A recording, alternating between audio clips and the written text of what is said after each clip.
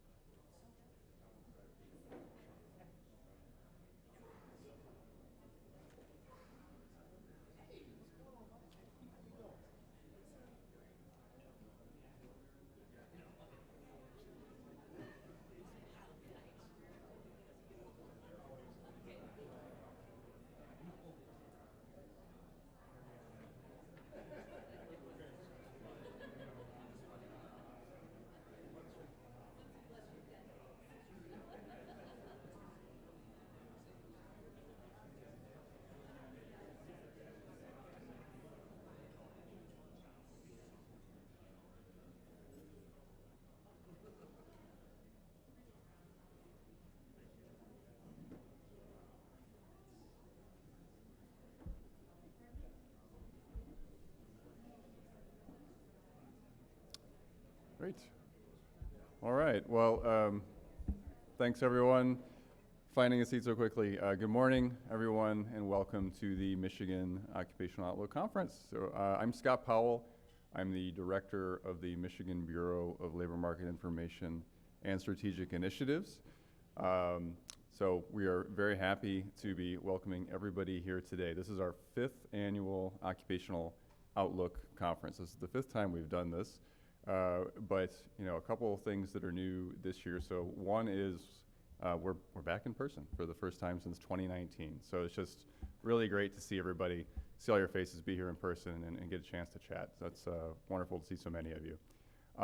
Secondly, in addition to being in person, for the first time, we are partnering with our great colleagues in the Department of Labor and Economic Opportunity on this event.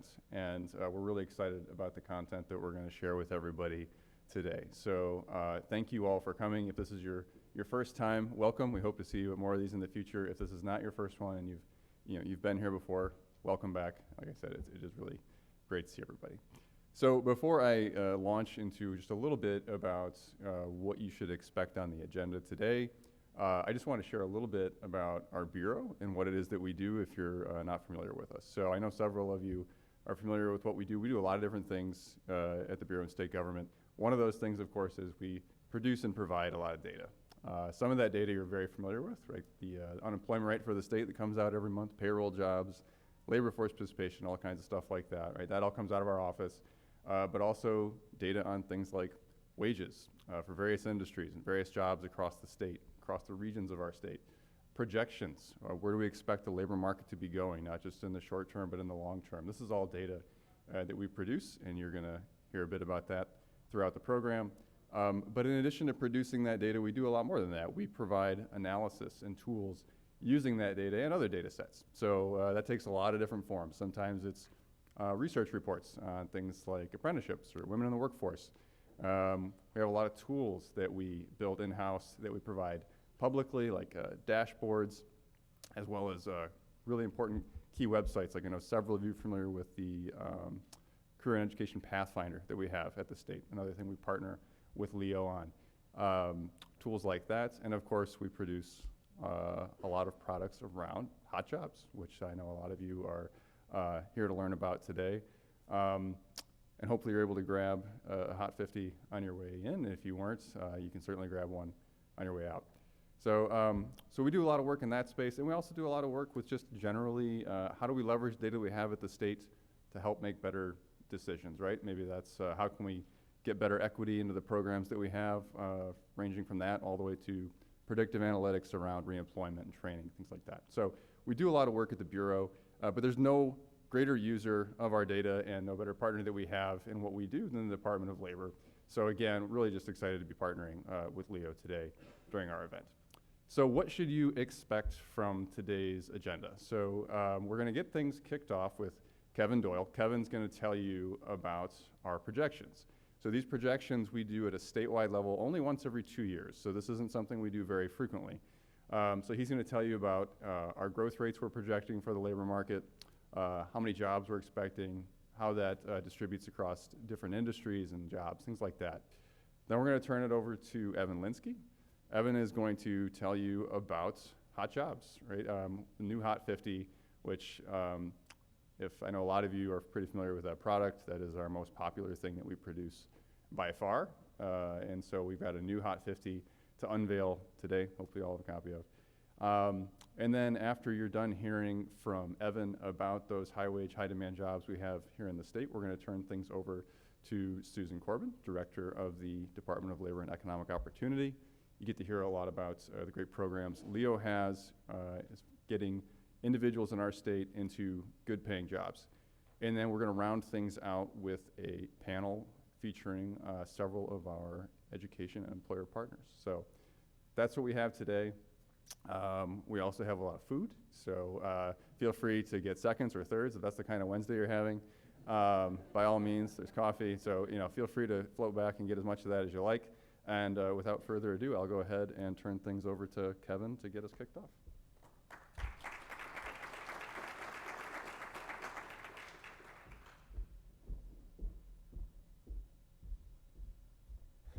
All right.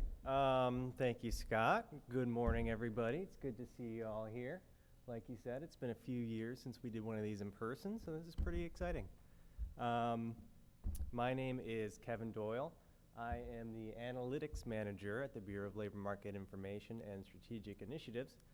And today I will be talking to everyone about employment projections, our new round running from 2020 to 2030.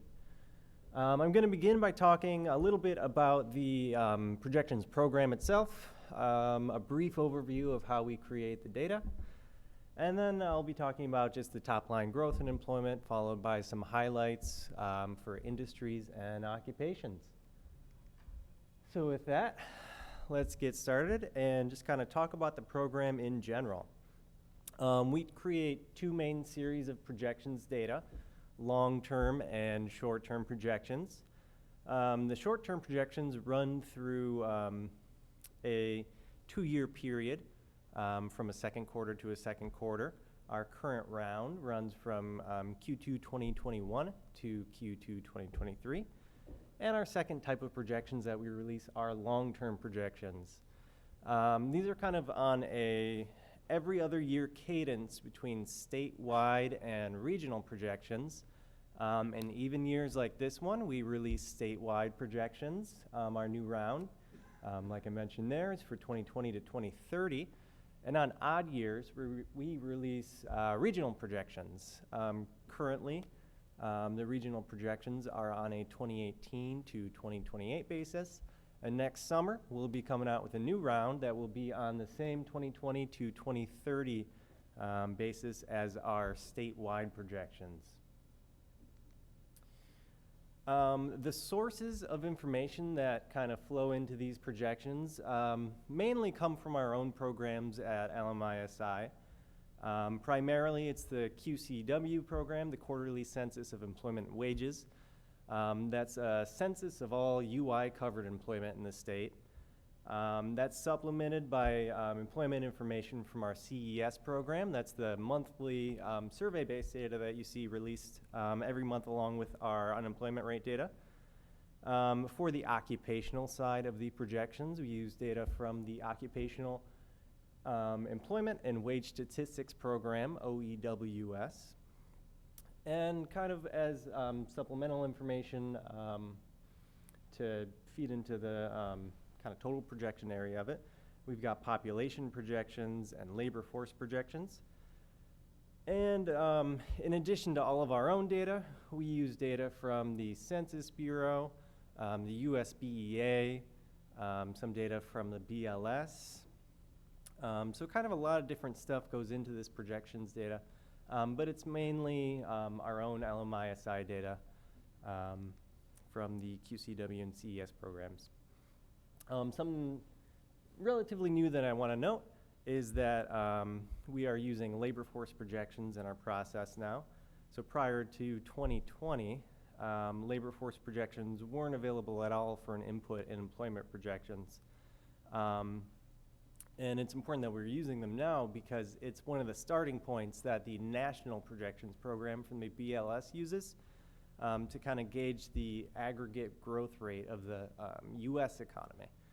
So we're getting in line with the national office in our projections process by using these labor force projections. Using the projected labor force levels for Michigan that we've got available now, along with an assumption of a full employment economy in the end year of the projections that's brought to us by the BLS process, we can calculate an initial kind of total employment projection for the state of Michigan. And to give you a kind of an even better idea of how the program kind of flows along, where the data comes from, and how everything fits together, I've got this little infographic for you.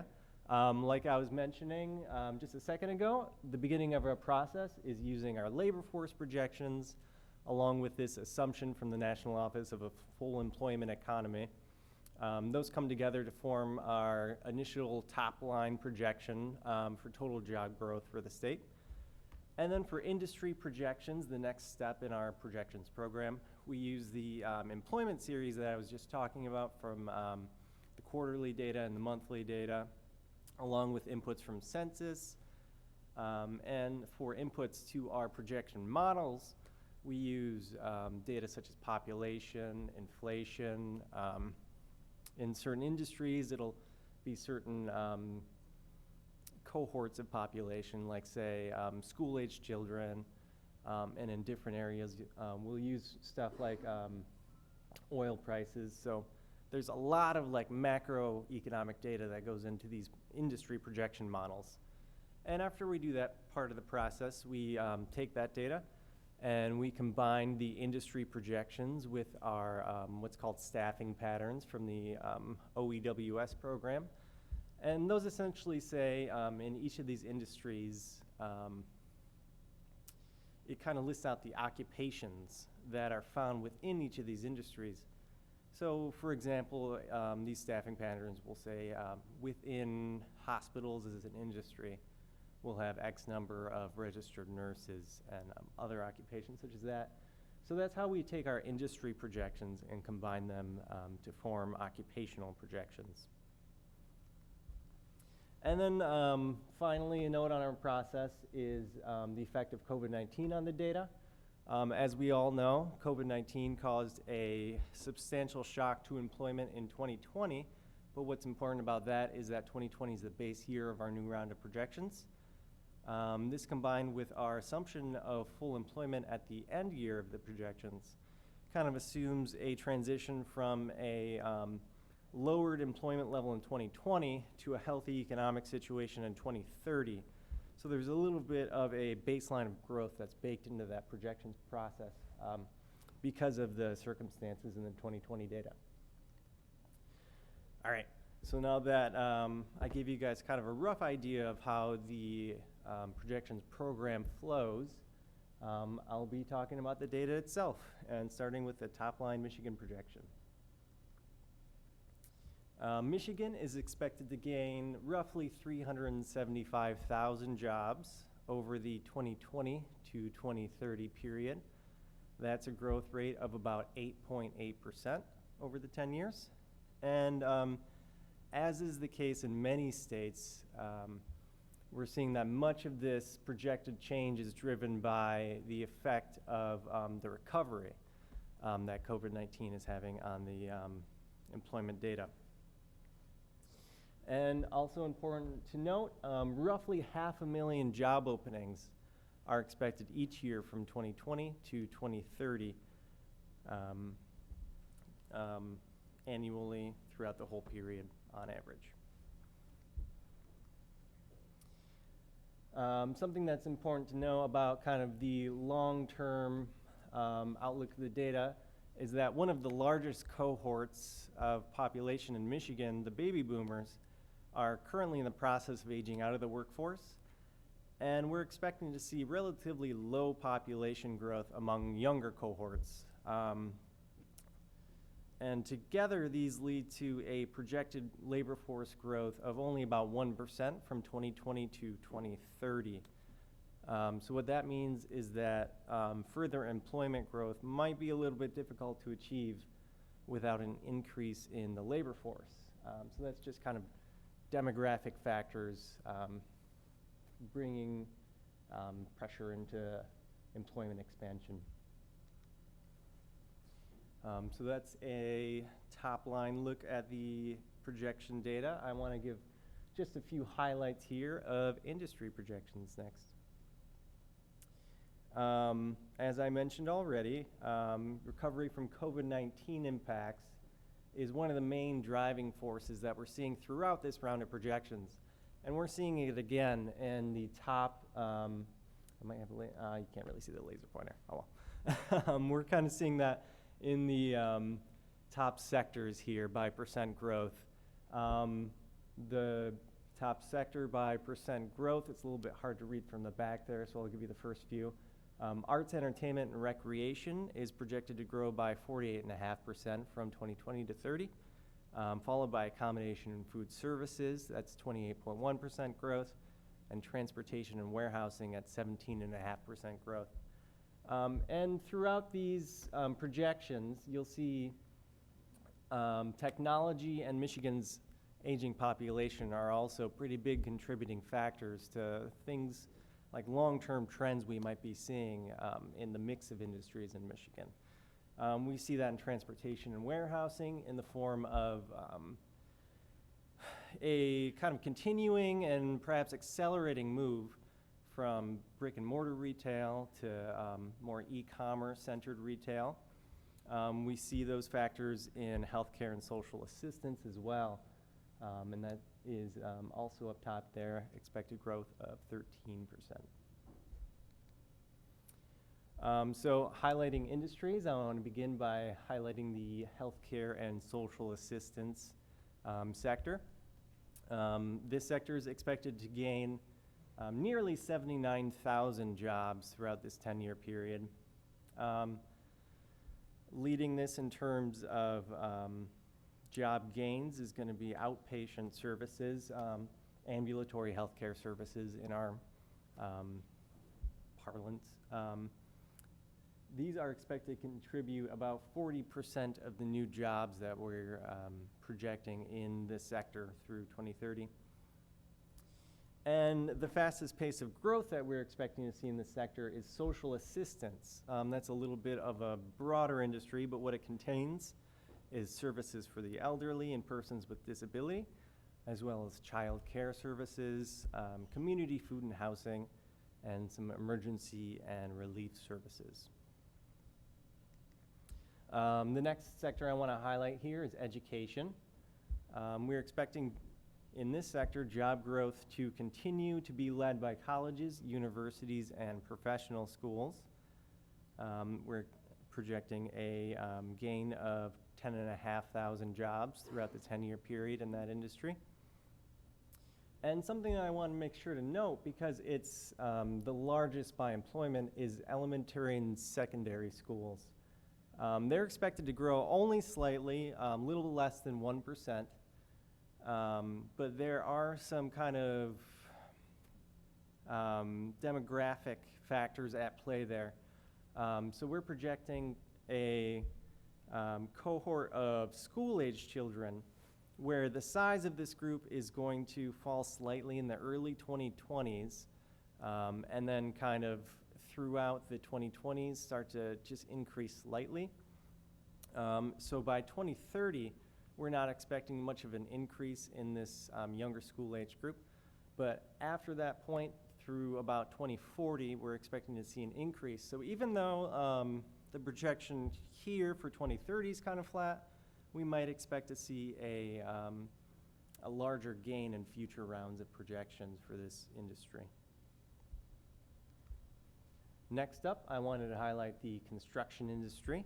This is home to, the construction sector. This is home to many important industries that have been displaying pretty steady recoveries since the 2009 to 2011 troughs that happened kind of in different points throughout these few industries.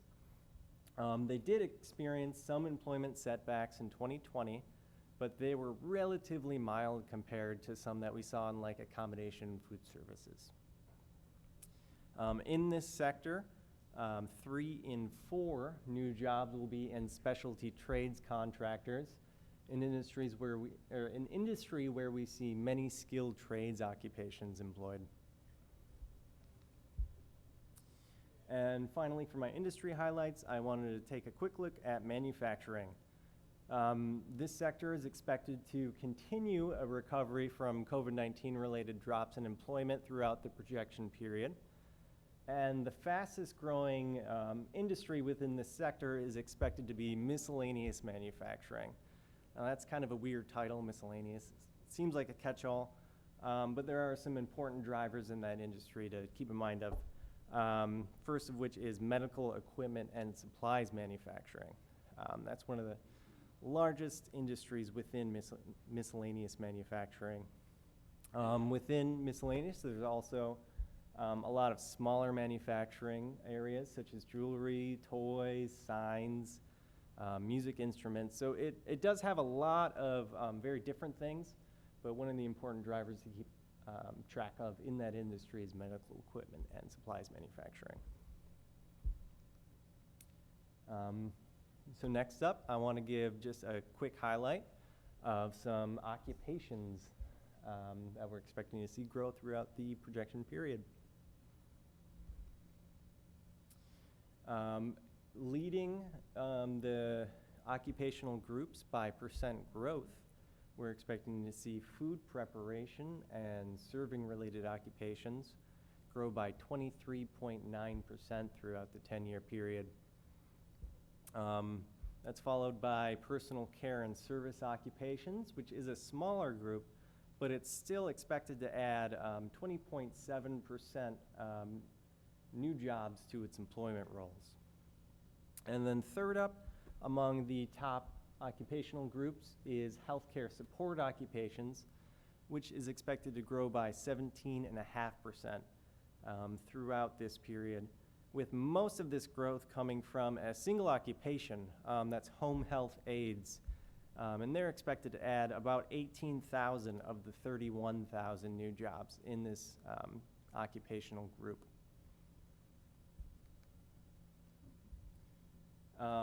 Beyond percent growth, an important factor to look at is annual job openings among different occupational groups. Again, at the top we see food preparation and serving occupations.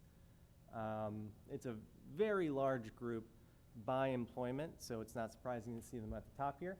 They're expected to see about 71,000 job openings each year on average from 2020 to 2030.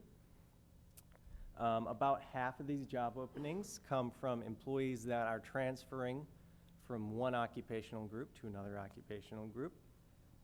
And just under 40% of these job openings are from labor force exits. In terms of our data, it's important to note that labor force exits include two things. First, and what you might think of as the primary source is permanent labor force exits, that is retirements, primarily. But an important factor, especially in this group, is temporary labor force exits. These might be people that were working seasonally in a food preparation job and maybe go back to school, or maybe leave the labor force for other reasons. But it's important to note that these labor force exits are both temporary and permanent exits. The next highest occupational group by job openings is office and administrative support occupations, We are expecting to see about 56,000 job openings each year through the period. And most of these job openings are also coming from occupational transfers, so moving from one broad occupation to another. Next, I want to zoom out even more and just talk about projected growth by large educational groups. First, we're seeing jobs that require an associate's degree, long-term training, or an apprenticeship to be growing at the fastest rate, 10.2% over the projection period. We are expecting to see jobs that require at least a 4-year degree to grow by just under 10%, 9.8 throughout the projection period. And something that I wanted to note, since these jobs are a little bit higher on this educational percent growth chart than we might normally see them, if you guys are familiar with previous years of projections, is that jobs that require a high school diploma or equivalent and short-term training, a lot of this growth is driven by recovery from COVID-19 dips in employment. So these jumped up a little higher on the list than normal. So I'm going to wrap up by talking about just 2 broad categories of occupations, the first of which is skilled trades occupations. Skilled trades are expected to grow by 10.6% from 2020 to 2030. And this group is expected to employ just over 400,000 Michiganders by 2030. The group is expected to have nearly 42,000 job openings each year throughout this period, with about 1 in 3 of those openings coming from labor force exits. And we're seeing at the top here, again, because it might be kind of hard to see from the back, my little tables and charts. The top occupation that we're expecting by percent growth is dental lab technicians. They're expected to grow by 35.4%, followed by CNC tool programmers at 33%. Next up, I wanted to talk about STEM occupations. The outlook and size for STEM occupations is kind of coincidentally very similar to the skilled trades group. They're expected to grow by 10.9% throughout the period, and they're expected to employ about 335,000 jobs by 2030. In this group, we expect to see about 26,000 job openings each year through the period, with 1 in 4 of those coming from workers leaving the labor force. And that's a little bit below the average of 1 in 3 for all occupations. So the takeaway there is that we're just expecting to see less exits in these occupations throughout the period, and a little bit less maybe turnover and trim. At the top here, we're expecting to see statisticians be the fastest growing STEM occupation at 34.1%, followed by epidemiologists at 33.33%. And with that, I thank you guys for your attention this morning. And if anyone has any questions, we've got a couple microphones here that folks are going to walk around to you with so that everyone can hear. So are there any questions?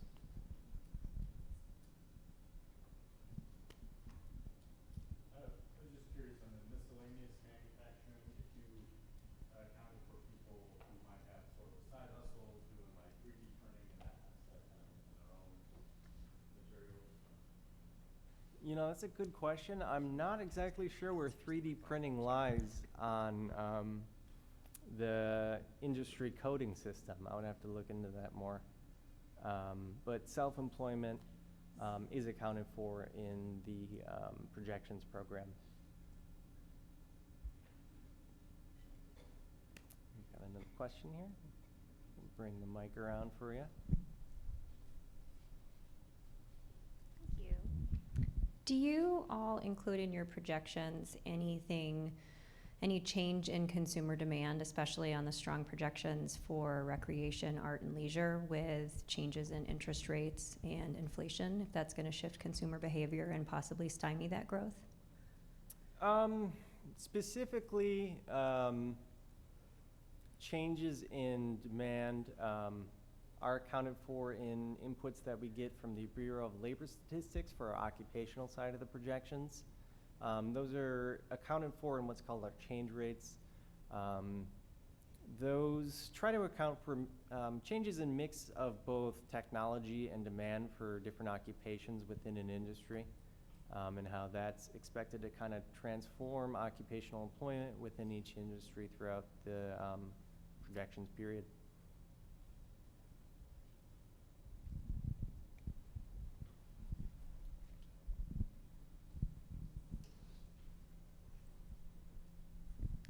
Thank you. On your projected growth by educational group slide, your categories, you have one that says associate degree, long-term training, apprenticeship, and then a few down you have one that says post-secondary, certificate, or moderate term training. Can you define those groups a little bit more? Because it seems like there might be some overlap even, or just how you got those groupings and how you separated those. These are meant to be broad groupings that are kind of in line with how long it takes someone to get this certification or the training for the occupation. So kind of time groupings is where these come from, combining certificates with moderate term training. And Evan can correct me if I'm wrong, but I believe moderate term training is technically defined as 6 to 12 months? 1 to 12 months. So about a year is where that training category comes from. So what is short-term and long-term then? Do you have those, the time frames for those two by any chance? Short term would be a month or less. Long term would be more than 12 months, up to 24, I believe, or is it no cap? More than 12 months would be long-term training for an occupation. Thank you. Mm-hmm. Good morning, Kevin. Hi. Over here in the corner. Hello. A couple years ago, back in 18, we were looking at a projection of 800,000 jobs by 2024. Mm-hmm. They were broken up by multiple sectors. One of them was IT, which was 270,000 jobs, if I can remember correctly. Obviously, that was pre-pandemic.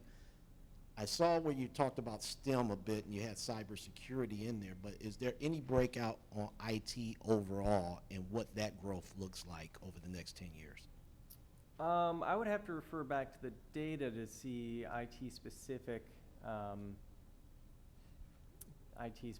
projections. So I'm not sure what that would be off the top of my head. It is available if you go to our website. You can download this data either for Microsoft Excel, or you can look through our data search tool and find the computer and, gosh, what do we call it? Computer and related technologies, I think. Right. And then just a follow up to that. Mm-hmm. Also, are you tracking maybe separately or included in that IT space the connected and autonomous and EV vehicles? As again, we're talking about, I think MEDC was quoting almost 300,000 jobs they need to compete for over the next 8 years. Are we keeping that on the dashboard somewhere?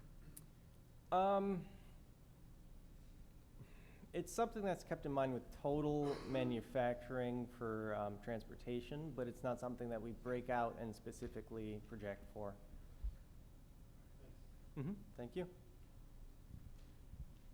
Got one over here. Good morning. Good morning. I'm looking at the presentation and then the tools that were shared when we came in, and just trying to, if you could stay on that slide for a second. Oh, yeah. If you were on it, it might be helpful. I was just comparing some things. So looking here, the category that seems to have the largest projected growth in terms of educational group is associate degree or long-term training. But then when I'm looking at the tools here, for example, the Hot 50, it seems like that is the smallest category. Should we be doing any comparison, or I'm just trying to think about as we use these, how does how does it, sort of juxtapose with what you're sharing with us in this presentation? Well, that's a very good question. I think what you might keep in mind there is that the associate's degree growth is an aggregate of all associate's degree occupations, regardless of any considerations that might take place for a specific job to be in the Hot 50 there. So Evan might have a better idea later on to talk about for which specific jobs make it into the Hot 50 and how they make their way up there.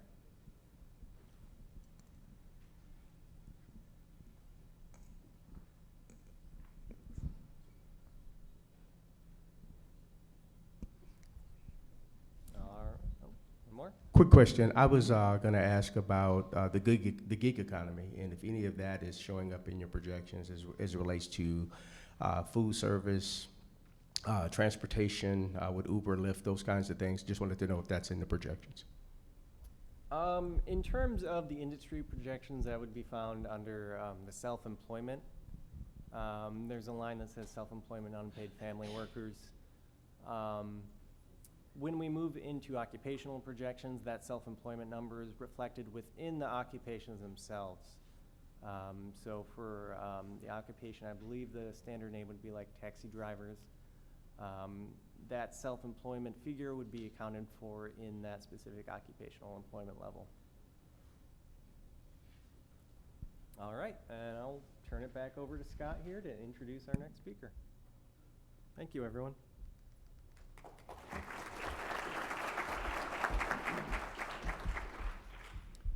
Thanks, Kevin. All right, and I guess just real quick to the gentleman that had the question on IT occupation, the Hot 50, Evan will definitely be able to help you out there as he tells you a little bit more about methodology for what goes into those lists you all have in front of you and how that differs from what you just saw Kevin produce. So without further ado, I will hand it over to Evan Linsky, and you can hear about our in-demand occupations and the new Hot 50.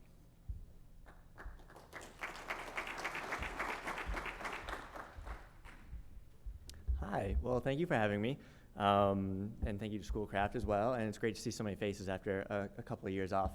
So I will absolutely try to address those questions that were asked today through the presentation. We're going to touch on a few things. We're going to talk about the products that you have in front of you, the methodology a little bit. The Hot 50 is what we'll talk about first, which is the larger one. The career outlook will be second, and then we'll talk about some other resources for our website. So we did talk a lot about the data in the last presentation, and if you're into that, we do have a couple job openings, just saying. But we also have, you can go in and download those Excel files that have 600 rows and everything else, and you can really dive into some of that. But we try to turn the data into something a little bit more consumable, a little bit more of the information side. And so this year we have our two products in front of you, as Kevin talked about, from 2020 through 2030. And that's just really trying to turn data into information. So, as mentioned, I'll skip to the second bullet first there to tackle that question about the associate degrees. There are a few factors that go into our methodology, one being growth rate, so that's certainly very important. But we also talk about median wages for these occupations that are going to make the list. Exit openings, which, as Kevin touched on, are individuals who are exiting the labor force for a certain number of months, either permanently or temporarily. Transfer openings, which would be an individual moving from one major group to another, or change openings, which you can think of as growth, but it could be positive or negative, so we just call it change. These factors are weighted equally. So if you have a very high median wage, that is as good as having a very high growth rate relatively. They're compared to other occupations. So all occupations are weighted relative to each other. But those are the 5 factors that go in there. And they capture different things. So the growth rate may help capture emerging occupations. The openings are probably favored more towards these larger occupations. So when we do talk about perhaps those associates or less, although they have high projected growth rates, they're not always, it's definitely a generality here, but they're not always as large as some of the other occupations. Other important considerations, we do talk about education and training. We break that out in the career outlook, but within the Hot 50, we are really looking at careers, and we don't focus on occupations that don't require anything after high school, I should say.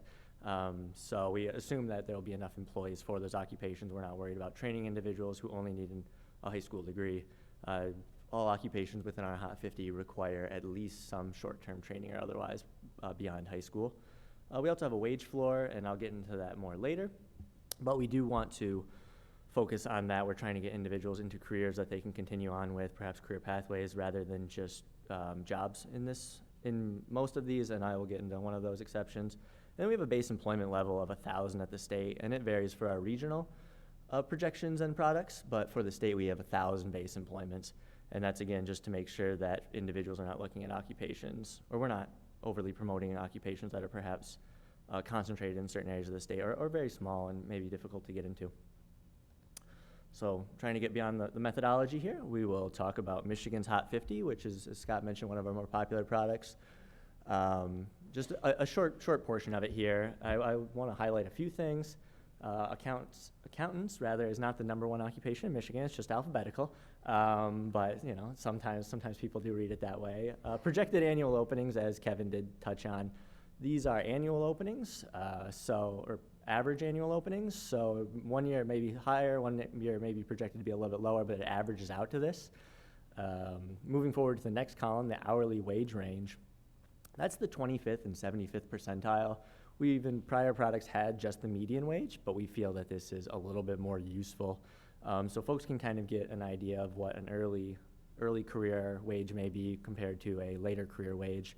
The 25th is a little bit high probably for an entry wage, but we do feel like it gives individuals a pretty good idea of what they can expect as they get into their first few years there at the 25th percentile. And again, these are statewide wages. In our odd years, we would have regional wages in our products like our career outlooks. And then the growth rate there as well, which Kevin touched on quite a bit. I do want to talk about the typical education and training beyond high school. This is a national designation, so there's nobody in our bureau who decides you need a bachelor's degree for an accountant, to become an accountant. But at the national level, for individuals who are surveyed over the age of 25, the majority of individuals working as accountants have a bachelor's degree. So it may be 51% have a bachelor's degree, 49% may have an associate's degree. We know that not to be true, but it would still say bachelor's degree in that case. So when it says typical education and training, we really just want to stress that it's not the only option, but it is just the typical option nationally. And then there's just a few of the occupations listed there. We try to cut it off so you could see. There's a couple like flight attendants towards the bottom you may be able to see where, and as well as some post-secondary instructors, where you don't typically think of wages as hourly. They're typically annual, so we did have to divide those numbers, and we have a note about that at the bottom. But you typically don't think of some of these union jobs and otherwise instructor jobs, perhaps more salary rather than hourly. So we have an asterisk there to highlight those out. Great. And then moving forward, so we have a few highlights pulled out here. We have about 37 occupations that require a bachelor's degree or higher. That's pretty in line with last year. I think 2 years ago. 2 years ago we had, I think, 38 occupations, so it's down just a little bit. And that means we have 13 occupations that require more than a high school diploma or equivalent, but less than a bachelor's degree. 7 occupations falling in that skilled trades realm, 7 STEM occupations, and we have about 35 occupations from the previous Hot 50, and that's been pretty consistent. I think this is our 4th or 5th iteration of this, and I think the last round we had about 37 occupations remaining rather. So it's about a pretty even number of turnover there, and they're pretty consistent, and that's nice to see that if there are hot jobs in the past and remaining hot jobs, we think we're doing a quality job defining our Hot 50. Moving forward a little bit, and I'll get a little bit into some more highlights around which one's changed and such. But we'll talk about some of the education breakdown, and again, this is the national typical education. There on the far left, we have high school diploma or equivalent for the education, working our way down to doctoral or professional degree there at the far right. So if you were paying attention, I said 37 occupations were the bachelor's degree or higher, so that's your 28 of your bachelor's degree in that first point, plus your master's, plus your doctoral. About 5 occupations there require a professional degree or associate on the Hot 50, and then all 5 degrees, I just found this interesting, that require a master's degree are healthcare related in some way or another. They're not necessarily healthcare direct based on our federal designations, but they're at least healthcare related. So I found that a little bit interesting. But again, the lion's share there is definitely the bachelor's degree in the middle. And that has a lot to do with the size of those occupations as well as the median wage and a few other things. There are 13 occupations, roughly 1/4 of the list, that require training, somewhere ranging from short-term on-the-job training, which is 1 month or less. Typically, moderate-term on-the-job training there is a little bit bigger category. Again, as Kevin said, that's 1 month to 12 months. And again, that's just like the typical length of training. Long-term is 12 months or longer. And then apprenticeship and internships or residency can absolutely vary in length. The 2 occupations requiring an apprenticeship are electrician and plumber. And then both occupations that require an internship or residency were requiring a master's degree as well. I think it was speech language pathologist and I think healthcare social worker, I believe, is the other one on there. But I found that interesting as well. So there's a wide variety, but there are at least 13 occupations on there that typically require training. So we don't just want to highlight the education, we absolutely want to highlight the training. And then we also have a license designation on there. There's not a fantastic definition for that, but we certainly worked with our partners a little bit in Lara and found what occupations they highlighted on their website for requiring a license, so we highlighted those as well. So some more Hot 50 highlights. I think I said we have 15, I believe, new occupations on there. I just pulled out 5 to really show how spread out the new occupations are across the economy. These, again, are just alphabetized. They're not the first 5 that entered or anything else. I just picked 5. Civil engineers, dental hygienists, flight attendants, human resource specialists, and police officers, all very distinct from each other.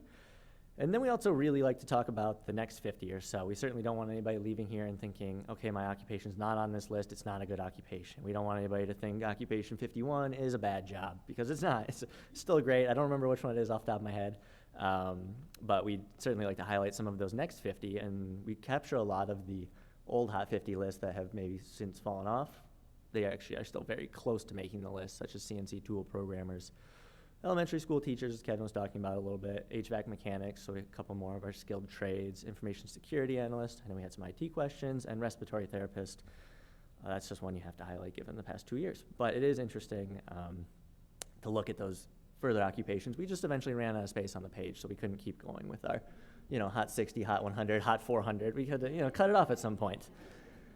All right, so moving forward to our Michigan's Career Outlook here, and there's a few designations, and again, as Kevin was mentioning, this is largely built around the time it would take for an individual to enter one of these careers. Obviously, there's lots of different pathways to things, but typically, here on the far left, we would say, and the feds would say that you can enter this career with a little bit more than a month to perhaps less than a year of certification or training. And there's a wide variety on this list. This is a high wage, high demand list. All of them are except for one on the next slide. We see a wide variety of occupations here, covering some IT, some healthcare, a few others, operating engineers. Quite a unique list there. Moving forward to the associate degree, again, this is all high wage, high demand. Again, a healthy mix. This is where the lion's share of the skilled trades occupations fall within. That's definitely that list. Then moving forward to bachelor's degree, we see more healthcare occupations emerge and a few other things. And this section would have the largest overlap with our Hot 50 typically. But these are, again, just the top 20. Occupation 21 is not a bad occupation. We just, again, ran out of room. But we have the same wage range, the same growth period, so all those are still the 25th to the 75th percentile as well. Great, and then so moving forward to our high demand only list. This is a list that we make with largely some feedback from our Michigan Works partners, and we think that this is most helpful for perhaps some individuals who might be entering those resource centers. This is only a high demand list, so there's no high wage floor requirement here. I don't remember what the median wage for 2021 is off the top of my head. I want to say it's $21.73, so $21 an hour, but I don't remember that exactly. But again, these are occupations that if you're perhaps looking for a job now or within the next month that you could probably reach sooner rather than later. A healthy mix of service occupations here as well as some other occupations such as light truck drivers and some material moving transportation, things like that. But these are probably less thought of as careers and more jobs to start out with. But if we put a high wage floor on here, we unfortunately got a list of a pretty similar list, but all the managers, all the supervisors of individuals on this list. And we thought individuals who were looking at this level of education and training probably weren't, they didn't need a list where, hey, this is great, but you still need 5 years of experience to become a manager. So that's why we dropped the high wage requirement there. And then obviously we have some great MySTEM partners in the audience today, but we have a list here for STEM jobs as well, and as Kevin highlighted, they're just emerging and a faster growing than the economy as a whole, and so we think it's an area to highlight. There are some occupations that appear on both this list and other lists, such as the bachelor's and such, so you will see some overlap there, but that's a list we think that's worth providing still. And again, we also have the asterisk there for some wages when, say, the biology post-secondary instructor is typically an annual salary, so we had to divide that to kind of make it fit. But that's sort of the actionable side of some of the data Kevin was talking about. We do want to highlight, and so this is a bit confusing, this dotted line here in the middle is our, I think it's $21.73, is our median wage at the state. So these are mostly occupations that typically require around similar levels of education training, roughly the same amount of time, kind of a little bit packed in together, but occupations above the line, so in the dark green there, earn over the median wage in the state, or at least they did in 2021. Occupations below that line do not. And so something like welders may have high demand, it may have appeared on the list, but we have cut it because it does not have a high wage. And so that's one of those occupations that would have appeared on the list, but given the time invested, the median wage in the state I think is something around 19.5. It's just not clearing that median wage statewide. And so we also see that with medical assistants, nursing assistants, preschool teachers is certainly up there. But then I do also want to highlight hairdressers, tip your hairdressers, but also some of those occupations are more difficult to capture in wages because they might be cash tips and such. So that's just an important designation that there are certainly high demand occupations within the state that don't fall in the high wage category, and so they're not appearing on the list. So if somebody says, what about that occupation? There's probably a reason for that, especially for those that require more education or training. Great, so this is almost wrapping up. So some key takeaways, the career outlook, and I won't get into major groups and all the nerdy stuff there, but that captures a wide variety of in-demand occupations across the economy. Looking at the different list, we really do touch almost every part of the economy with some of these high-demand occupations, so the diversity there is really interesting to see. Some of the most well-represented occupations, though, are healthcare and transportation-related occupations. And then, although these products do, as I mentioned, capture some of the most in-demand occupations, there are certainly more, and they can be found on our website. So if you are interested in other occupations, we don't publish what Occupation 51 is and such on our website, but you can find more of the back-end data there, as Kevin mentioned, through some of our Excel files and such. Just to wrap up, I would like to talk about some more additional resources. Our website's there. It's also listed on the products. We do have our Gov Delivery email service. It's in a rotating banner at the top of our website, so if you're interested in receiving these products, I don't know, is Dylan still sending things out? Is he sending out at 2 o'clock today? If you want an email about the products, that will probably come out sometime today, and so you can sign up for those or other products as you see interested through our bureau. And then we also have a Twitter handle that we're working with. Scott mentioned our Pathfinder tool with our great partners there at Leo. And then we also have a mobile and web app, which has some statewide data and a few other things that we partner with the Department of Treasury. So if you're interested in some high-level state numbers, that's updated monthly, and I think it gets updated again next week. So we do have other resources if you're interested in similar products to these. So that's, thank you for your time, and we also have, I believe, 5 minutes or so for questions.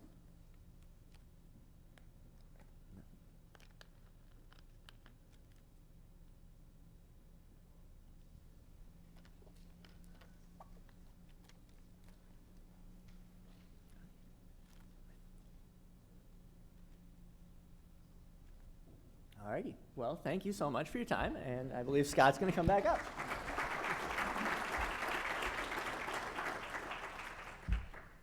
You've left them in awe, Evan.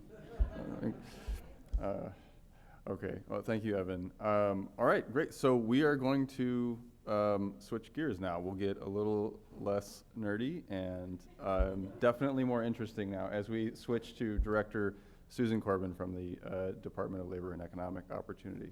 Susan?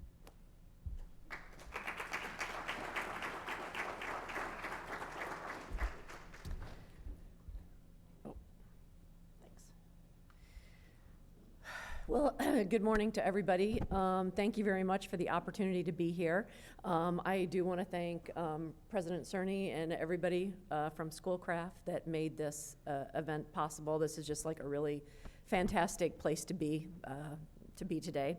And then also, I'm really excited that we could partner with LMI SI today on this event. We, needless to say, work very, very closely with our partners in LMI SI, and we really appreciate all of the data that they provide to us when we make those requests. So, the Department of Labor and Economic Opportunity, as I mentioned, we work very, very closely with LMI SI to monitor the latest economic data that shapes our programs and our policy recommendations. And I have to say that I'm also looking at this data a little bit more personally, a little bit more selfishly. I'm getting to that age where I'm trying to plan my future. I'm reading Susie Orman, and she says that we should work until we're 70. Of course, most people don't want to work at the intensity that they are when they're close to 60. And so she says that we should start planning in our mid to late 50s about what that next career should look like. So after looking at the numbers today, you know, at the top of my mind, I always think I should maybe serve my community. The first job I ever had was working in a daycare center. And so I think, oh, well, you know, that would be something that, you know, would be fun, serve my community. But looking at the growth in arts and entertainment and recreation, I am wondering, could I be a stand-up paddleboard instructor? So I might start doing some more training on that. But okay, but seriously, at today's event and the data release today, it's just another exciting opportunity for our teams to showcase our work that creates equal opportunity and prosperity for all Michiganders. This work is focused on gearing up the talent needed to fill the high-demand careers shared today.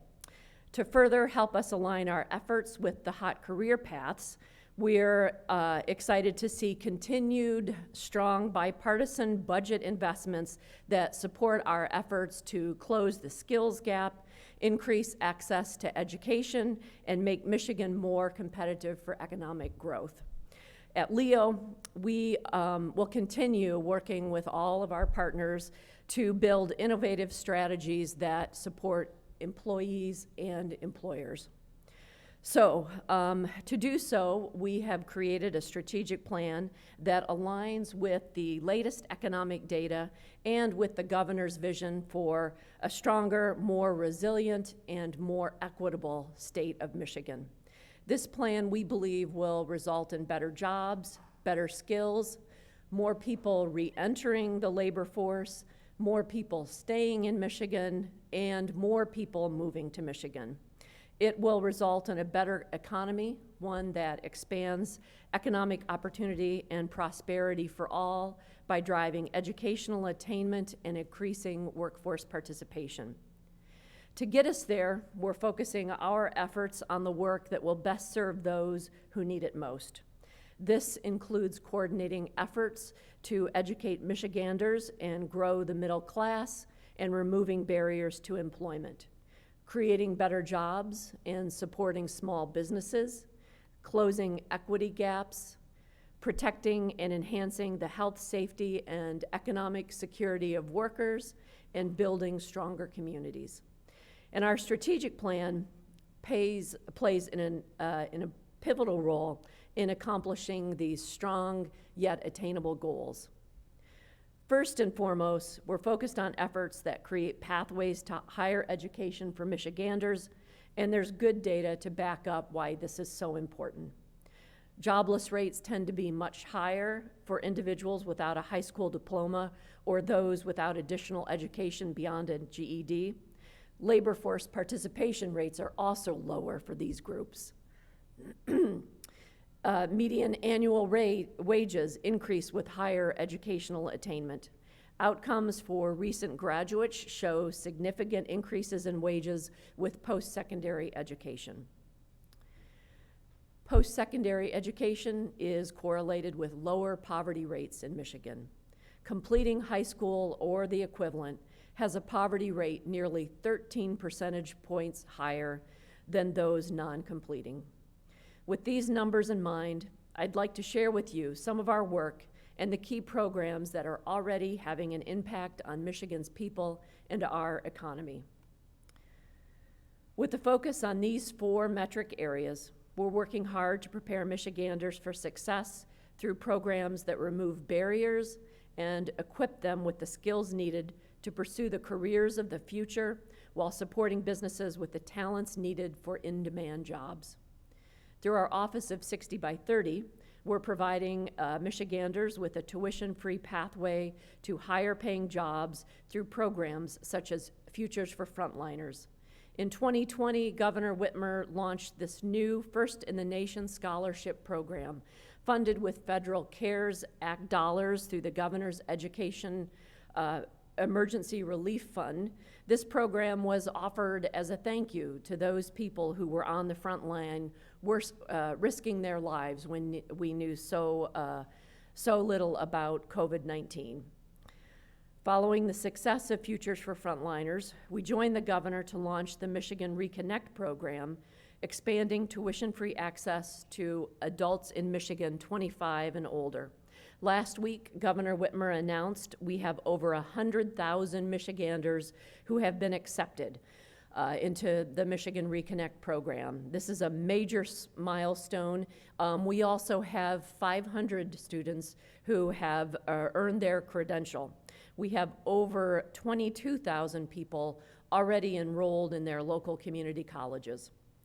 We think this is great news, and if we can continue on this path, we will be able to achieve our 60 by 30 goal. Last month, we also announced an additional $6 million in bipartisan investment for wraparound services for reconnectors. These are dollars that are going to help remove additional barriers that our students might have, transportation, childcare, a number of other barriers that students might encounter. We're looking forward to continuing this program thanks to the $55 million that's been invested in our budget in 2023. And we know that those dollars will put tens of thousands of more Michiganders on a path to prosperity in a high-demand, high-pay career. These efforts are all critical in preparing Michiganders with the skills needed to pursue the jobs that are critical to our workforce and economic success. Sarah Sherpicki is with us today, and she is the director of our Office of 60 by 30. We're also making significant investments that help employers with training, investing in current and newly hired employees.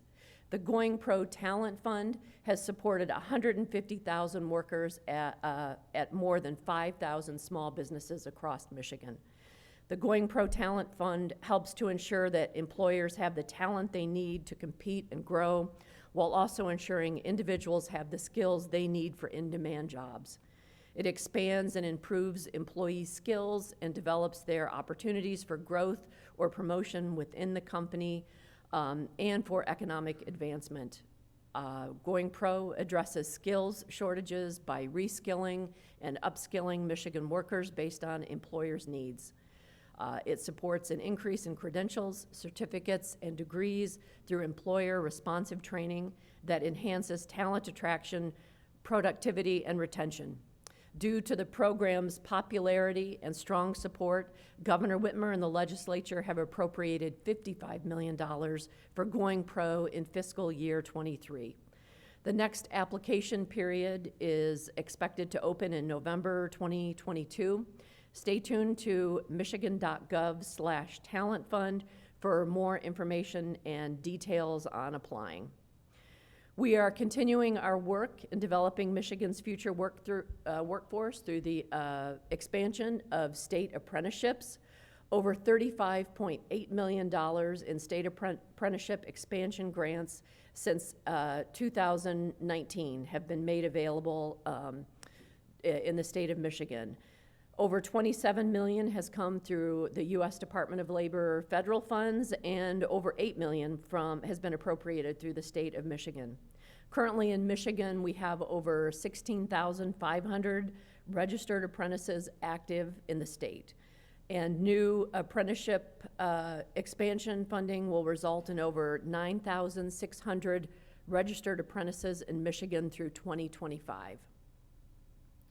Our fiscal 23 budget also includes $10 million for barrier removal and employment, supports to remove barriers to employment for low-income poor and working poor residents, including those who earn above the poverty level but not enough to adequately sustain a household. Many of those people fall into our ALICE population. These supportive services will address transportation, legal services, child care, clothing needs, tools for work, and other barriers that keep people out of the workforce. Statewide support for barrier removal and other critical supports are handled by our partners in Michigan Works agencies across the state of Michigan. And Stephanie Beckhorn and some of her staff are here today. Stephanie directs our employment and training activities that cover all the things that I just mentioned. Another exciting and new initiative we've launched to help eliminate child care barriers is the Michigan Tri-Share Child Care Program. This program splits the cost of child care between the employer, the employee, and the state of Michigan. It makes child care much more affordable for working families and increases talent retention for our employers. So if any of you are aware of employers who'd be interested in this program, just reach out to any of us in the Department of Labor and Economic Opportunity. Our work doesn't stop there. Our 2023 budget also includes over $200 million in enhancement grants for over 100 different community organizations, local governments, and cultural institutions. These grants range in amounts from $250,000 to $11 million. Special grants have been made to the University of Michigan and Wayne State University to create world-class research centers. We know that these grants are going to have absolutely transformational, make transformational changes in some of our local communities. And with at least $700 million in ARP funds still yet to be expended, we're continuing to work with the legislature and advocate for additional investments, including a Michigan Main Street initiative to provide aid to place-based businesses and create small business smart zones and accelerators, a 60 by 30 fund to further expand education opportunities, college to industry pipelines, and wraparound assistance for students. With the help of Governor Whitmer, we will continue to make progress on these issues so that we may fulfill our mission of expanding economic opportunity and prosperity for all Michiganders. I also want to mention that Kim Trent, our Deputy Director for Prosperity, is also here today, and you'll have a chance to meet her in our panel discussion. So I look forward to the rest of the discussion today, and I look forward to collaborating with all of you in the future. Thank you very much.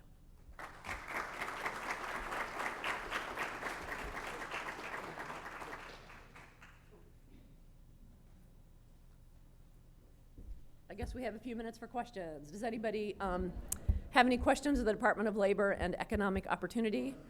Or does anybody want to share what future career plans they are making after seeing the Hot 50?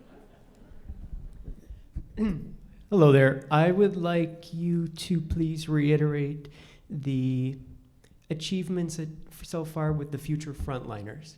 You had mentioned that there were some successes. Yeah, between the two programs, we have 100,000 students who have been accepted into the program. And with the Michigan Reconnect program, I know we have 22,000 students who are enrolled in community colleges. And 500 people have already received their certificates. And Sarah is here today. Sarah, do you have more to add to that?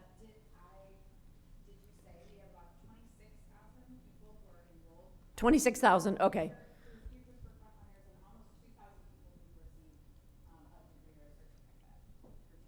Okay, those are new numbers that Sorry. I didn't have, yeah. Did you hear that from Sarah? Could you reiterate that? Yeah. 26,000 people are enrolled in a community college through Futures for Frontliners right now, and almost 2,000 of them have already received a degree or a certificate. Thank you.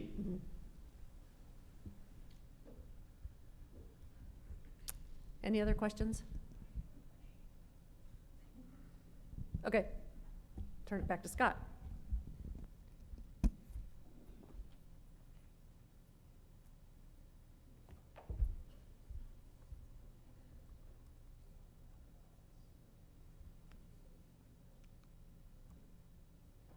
All right. Thank you so much, Director Corbin.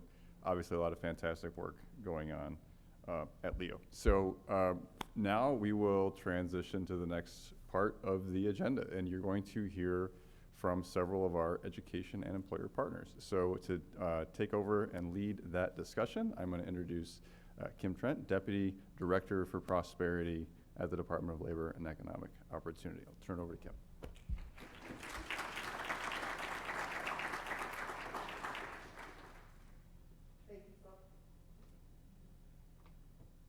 Can you hear me? Oh, all right. Okay. Thanks to everyone so much for being with us this morning, and thank you, Scott.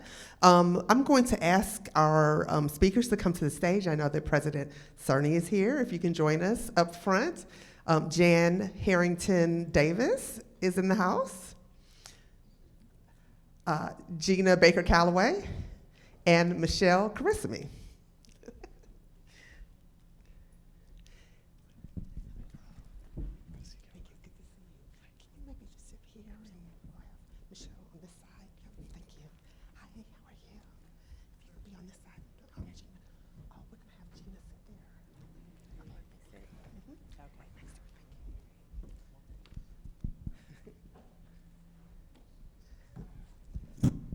All right, so I'm going to just start by telling our director of Leo, since she got us started with our dream retirement era jobs, I think that now that I see that arts and entertainment is high on the list, I can maybe finally fulfill my dream of being a backup singer for the Rolling Stones. So we'll see if we can make that happen for my next phase of my career. But I want to start by introducing our speakers. Of course, we have the president of Schoolcraft College who's here with us today. And, you know, I foolishly gave myself about 2 minutes to do introductions.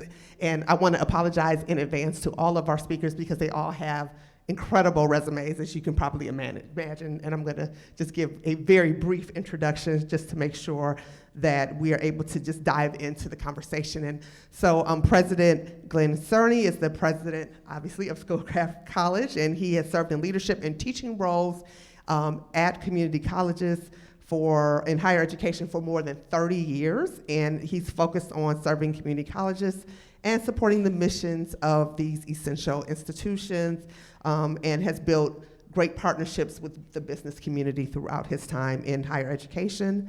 I also want to introduce Jan Harrington Davis, who joined Henry Ford Health System in 2007 and has had really a great career that has moved up very quickly, now serving as Vice President for Talent Acquisition, EEO, Diversity and Workforce Solutions. And she oversees talent acquisition and workforce diversity initiatives for the system. So thank you so much for joining us, Jan. I also want to introduce Gina Baker Calloway, who is the director of the MSU Detroit Center, and she joined that entity in 2011 and has held a number of important leadership positions across a number of sectors, including the nonprofit, healthcare, and higher education sector. So welcome to Gina. And finally, Michelle Carissimi, and I'm very proud of myself for pronouncing your last name correctly. Thank you. She is the CEO and owner of JMC Electrical Contractor LLC, which is a 100% woman-owned business. And I love the beginning of her story because she decided that she had a very successful career in business and decided that her husband, who was a union electrician, she went back and got and took the test to become an electrician herself. Started a business in the basement of her home with her husband and 2 other employees, and now has more than 30 union electricians on her staff, and a business that has really grown exponentially. So congratulations for your success. I want to just start by asking all of our speakers what their key takeaways were from the Hot Jobs report and the other presentation that we heard this morning. I think I want to start with Jan.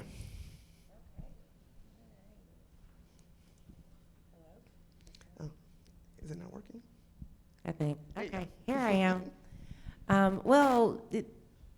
I would say it's not surprising what I saw up there. I know in healthcare right now, we're really struggling with our team members leaving healthcare. A lot of that is due to the stress and their personal well-being following COVID, right? In addition to that, we're struggling with wages, right? So paying $15 an hour for a housekeeper to clean our rooms. They also can DoorDash, right? So we're looking at innovative ways to upskill our employees so that they don't have a job, they have a career. So that data didn't surprise me. Nursing in our profession is, at the top of the grid. But coming out of the pandemic, if we're coming out of the pandemic, I'm unsure. But coming out of the pandemic, I would say that other professions are rising to the top as well. So not only do we need that nurse, we also need that radiologist that's going to look at your x-rays, and we need people to clean the rooms, and we need nursing assistants to help our nurses. So, it's a different time. I've been in this space for well over 25 years, and I've never been in this type of space. So, I'm here to learn and grow and see what's next. All right, thank you so much. And same question for Michelle. I'd have to agree with Jan. We're experiencing the same kind of thing in the construction industry. Most of our issues are with the fact that we have an aging workforce. So a lot of my electricians are well over 50 to 60 years old, and they're getting ready to leave. And unfortunately, we don't have the bodies to replace them. So it's been a big issue with us to try to get that to be a change. It's a decent living, it's a great living. Apprenticeships allow people to come in and not only get the education, but they're also being paid at the same time and getting their benefits. It's just that we just don't have enough, and we can't, it's kind of a balancing act. You have so many jobs, and then you have to be able to supply each apprentice with a job. And so you might have a lot of work at one time, but then a couple of weeks later, you don't have that work. So it's always a balancing act, but we're looking to, the industry is growing incredibly, and we're losing more than we're getting in. And so it's going to be interesting to see how we can change that in the next few years.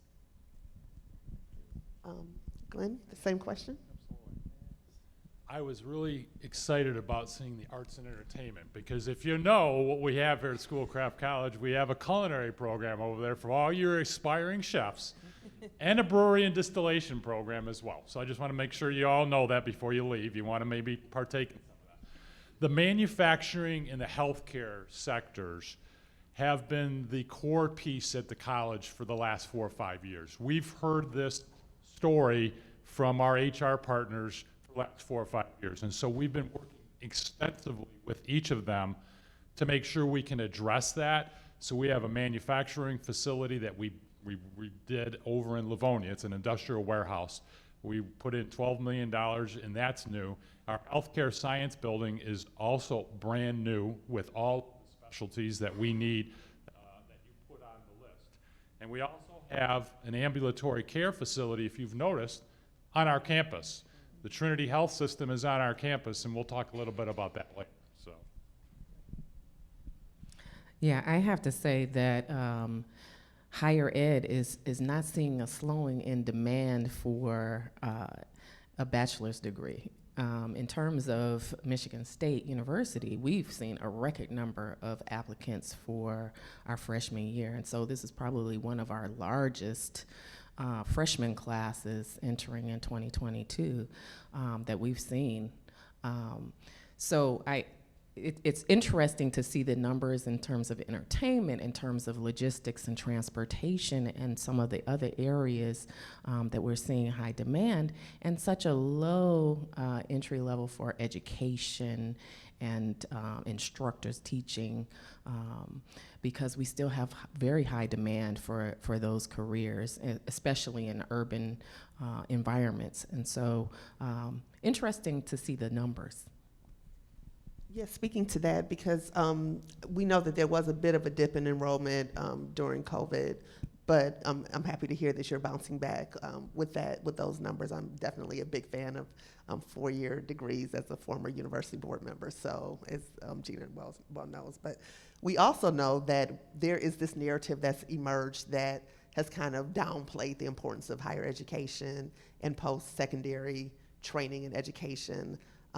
And from this report, clearly we see that there is a disconnect between what people think and what the reality is. Clearly, we've BAs and associate degrees and apprenticeships are lead to the more prosperous careers. So can you talk a little bit about how we can change that narrative? What can we do to work together to get more investment for higher education? How do we communicate that? And I guess I can ask that of either of you, whoever wants to answer first. I'm going to go here and then okay, great. We're not going to fight over this mic. I would say, in terms of the narrative, we have seen a number of barriers to completion for four-year degrees. And so I think, the pandemic was obviously, very enlightening in terms of what it is that higher ed needs to do in terms of emphasis areas, expanding online education and the offerings for that. We need to do more in terms of connecting with our employers and finding out how the curriculum offerings at higher ed can meet the needs of those employers that have those in-demand jobs. And so if we're not doing that, then, we've got a long, way to go. But I would say that, people are still seeking, those BA degrees, master's degrees, because they know that there is a significant difference in terms of overall earnings over a lifetime. And I think that, we will continue to emphasize that. I think that there is more for higher ed to do in terms of working with our employer groups, with either focus groups and informing curriculum, and working with the state in terms of expanding educational opportunities. Maybe the state would offer curricular grants to higher ed and community colleges to create the programs that are needed to train those future workforces. I would say too, there's a statistic out there that I think 49% of students that complete a bachelor's degree start at a community college. So I don't think people realize that. So that's a very important statistic. And it's probably going to grow in the next 10 or 15 years because of the economy.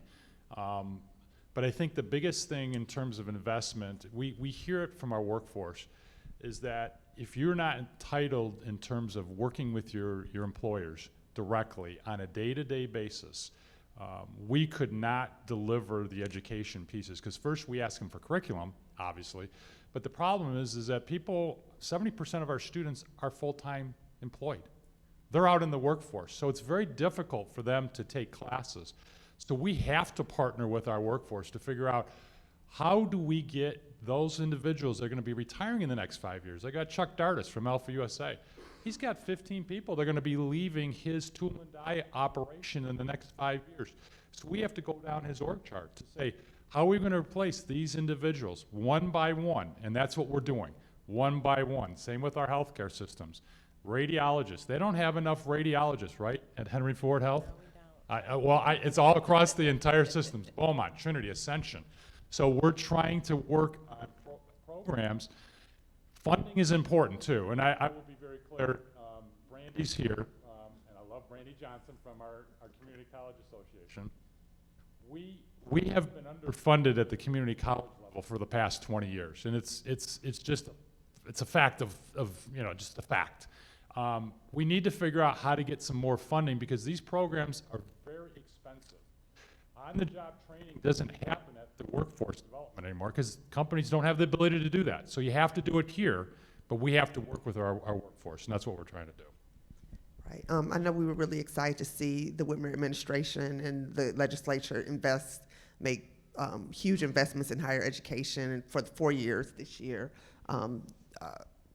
Something I wish had happened when I was a board member, but I'm happy that it's happening now because there does seem to be this recognition that there does need to be more support for our 4-year institutions, and I think that what you say is well taken. There needs to be support for 2 years, given that critical role that they play.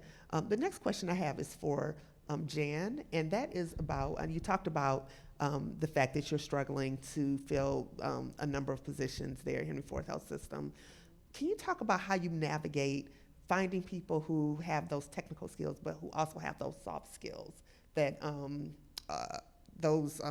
like the ability to be a self-starter or to problem solve or collaborate? How do you balance the need to have employees who are able to do those things and also have the skills that you need for the jobs you're trying to fill? So I would say over the past 4 years, we've partnered heavily with the state of Michigan and with different programs through the city of Detroit. And with that, we also partner with DTE to develop a customer service apprenticeship program as well that speaks to those soft skills. What we've learned is that we had to partner with other organizations in order to bring those skill sets into our organization for our employees and also for the communities. Another thing that we've done over the past few years is created apprenticeship programs. We've taken advantage of the Growing Pro Fund that was spoken about earlier. And with that, we've developed medical assistant apprenticeship programs, eye care techs, nursing assistant programs, which have been certified also through the state of Michigan. So we're definitely taking the approach where we have to grow our own. In addition to that, there was also a huge effort for us to look at our job descriptions and say, you know what, does this job require a bachelor's degree? Or can someone with equal amount of experience perform the same duties of the job? And so we did that in several of our jobs where we looked at that and we said, you know what, a person with 5 years of experience may be able to do this job just as good as a person with a bachelor's degree. Or looking at our entry-level positions and saying, does this really require a high school diploma? You know, can we do on-the-job training for this particular job? If you're working in food service, or if you're working in housekeeping, or you're a transporter, does it really need a high school diploma? And the answer to that is no. So we changed those job descriptions. We did that in an effort to open our applicant pools so that we can have more talent in our applicant pools, talent that wasn't there before. So you have to, in this climate, I'm sure all of you, all of the employers out there, you have to be very creative, you know, in order to attract talent into your applicant pools because it's very scarce. And then the next step of it is retention, and that's another conference, I would think, but yeah. So, you know, Jan, you talked about how you develop apprenticeship programs, and I want to talk to Michelle a little bit about that because obviously the electrician profession as a career is one that is a perennial career on our list, and it was there again this year with wages between $23 and $38 an hour. So obviously a very comfortable living for people with that skill. But can you talk about how important apprenticeships are and how, what is it about that model that makes it so effective? What are some of the lessons that we can learn from apprenticeships for other training paths? I think what I find really interesting about apprenticeship programs is that it's a dual learning method. So not only do you have the classroom experience where you're getting theory and you're learning skills, but you go out into the field, especially for electricians, plumbers, and all of the different trades. They go out into the field and they are paired up with people who have been in the industry and been doing the job for many years. And so they get to learn all those skills that they need to be, very efficient at what they do. One of the things that I found also with the apprenticeship programs, especially in the electrical industry, is that there's a lot of technology. There's a lot of things that are changing. We have solar, we have EV installations, we have the smart cities, and just a whole slew of new things and new technologies. And with the apprenticeship, we're able to train all of those different technologies for each of the individuals, and that way when they go out into the field and they're doing the work, they have a more rounded capability of doing those things. What is also great is that they're getting wages. So especially for an older student or an older apprentice, they are getting their wages, they're getting their benefits, and all of those things at the same time that they are learning. So it's been really beneficial to train them in that way.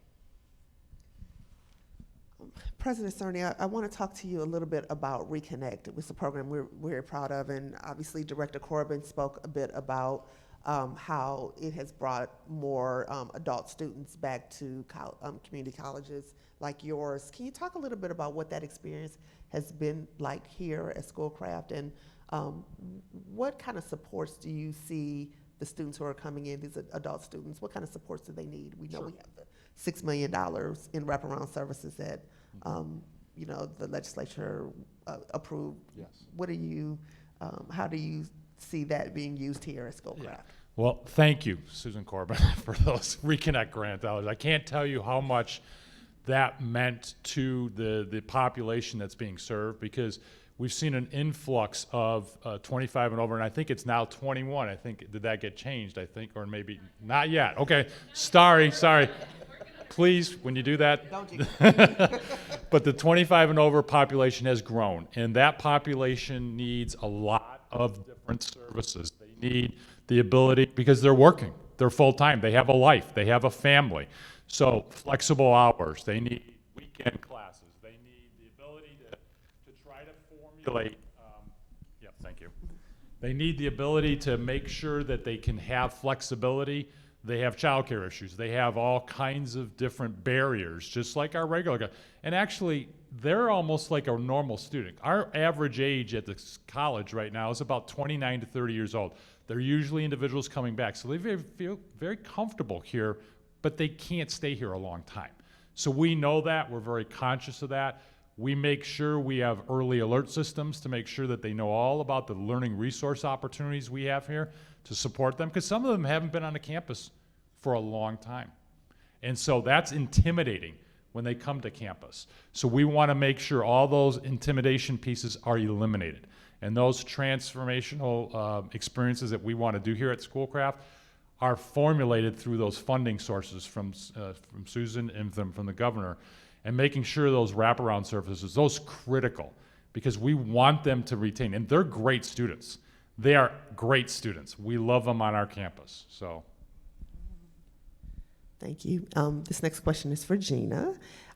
So we saw that 37 of the 50 jobs on the hot job list require a bachelor's degree. So can you talk a little bit about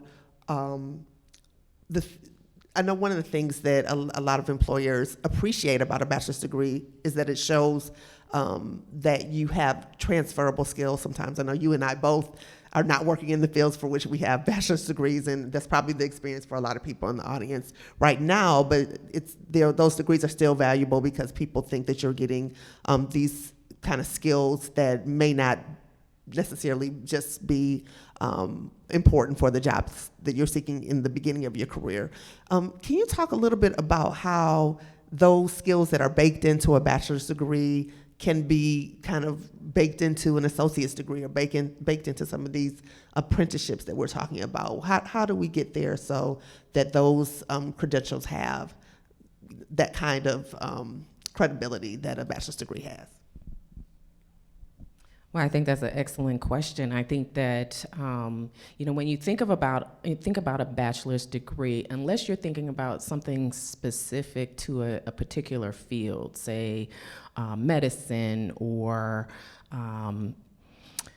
some of the STEM careers, you're going to get a broad overview. It's very liberal in terms of the type of education, the types of classes that you take. And so, understanding history and how it impacts you today, or the humanities, or cultural awareness, those things are critically important and very transferable across a variety of different areas. And so, being that is a core part of a bachelor's degree, in a lot of cases, aside from the specialized areas, is something that should be emphasized, because when you come out with that bachelor's degree, you have an understanding of the world in a different context. It's complexities, so to speak, and so you're able to apply that knowledge broadly across a variety of different disciplines. So I think that there is a tremendous amount of value in the bachelor's degree. You're learning to write. And I think a lot of employers are finding that, a lot of their graduates don't know how to write, which is a critical communication tool in any job that you have, and with your coworkers, with your employer.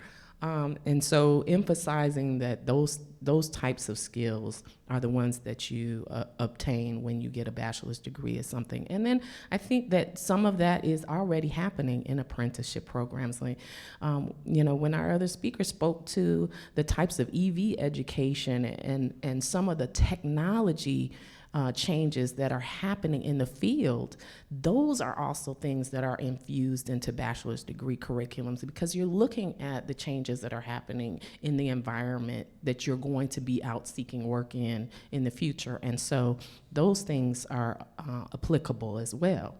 I think that one of the key things about a 2-year degree is that they are very linked to commerce.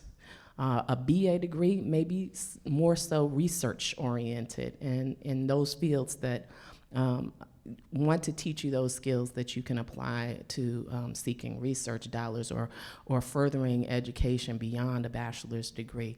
And so 4-year universities need to do a better job of being able to have transfer credits that come from those 2-year programs and transfer directly into a 4-year degree so that you can get higher attainment.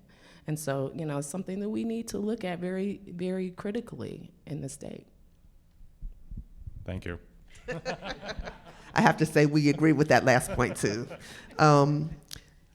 Let me just go back to this side of the conversation, and I want to ask both of you that one of the questions that arose for me in watching the report about our jobs report is that we hear a lot about pathway jobs, and we hear a lot about when we saw that list, we saw that a lot of them require a lot of on-the-job training. What are the skills that you think make a difference when you're getting into those pathway jobs that will allow people to kind of be ready for those jobs that will get them in line for a promotion? Well, I think in the construction industry, in the electrical industry specifically, it's skills that they need is not only the technical skills, but all of those soft skills, being able to work with others, being able to be curious. I think that's a big one, because there are so many opportunities in the electrical, in the construction. In these jobs, they don't have to just become an electrician. They can go on to be a supervisor or an estimator or a project manager or even an electrical contractor. And many of them need to know that along with the training that they get from the apprenticeship, it's good to look out to getting some higher education. And in that way, they can continue to grow in their industry and get some of those higher up pathway jobs. I couldn't agree with you more. Absolutely, the technical piece needs to be there, and if you're hired into a position, you have that, right? Because you're meeting the minimum qualifications of the job. Learning how to get along with each other, having the soft skills, working in teams, which you will get, I would say, 90% of the time if you're coming out with a bachelor's degree, because you've done that through the program. But not all of our programs or all of our jobs require that, right? As I mentioned earlier, we have jobs that, you know, don't even require a high school diploma anymore. So knowing how to show up at work is huge. Not a lot of people know how to do that anymore. And I'm talking about, you know, the way you dress, the way you talk, you know, all of that, you know, I say for me, I was taught that because I went to church every Sunday. So I knew how to get up and put on some clothes and, you know, and not everyone has that experience. I also had a mother that was a teacher too. So, you know, that kind of thing. But, you know, I have found that I have had to take time to talk to people about that, you know, to say, you know what, this is what's appropriate and this is what's not appropriate. Because somewhere along the way, they were not taught that. So I'm seeing that more and more. And I often chuckle, like, is it just because I'm getting old and now, you know, that kind of stuff matters? I don't know. But I'm seeing it more and more. You know, when I go to orientation on Monday, someone might have short shorts on or something like, what were you thinking? You know, like, so that kind of thing. So yeah, those soft skills are so very important, and it's taken the time, you know, to teach them in the moment. Right. In the moment, not an email later, not a phone call later. It's right there. Let me tell you how this is going bad, Right. and how do you fix it, right? Right. Yeah, obviously that's going to require some courage, and you know, you have to have skills too, soft skills to be able to handle those. So, okay, for my final question, then we're going to get to some questions from the audience. But I did want to ask Glenn and Gina about the fact that a lot of the career paths that we talked about today, you know, obviously that are going to be leading to good paying careers. We talked.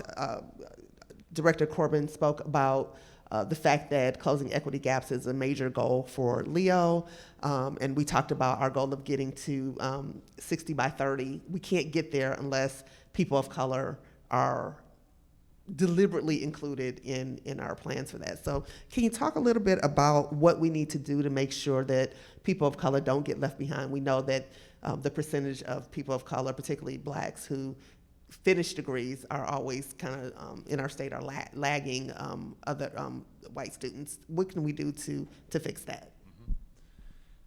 Intentionality. The college did a 2021 strategic plan, and part of our pillar, the first pillar was IDEA, which was inclusivity, diversity, equity, and access. You have to be intentional about what you're doing, otherwise it doesn't happen. We're in Detroit with the Detroit Chamber, recruiting students to come here because sometimes they wouldn't think about coming to Livonia, unfortunately, and that's the case, that's reality. But you deal with reality by going in and being intentional on your actions and being supportive of those students when they come here, meaning welcoming.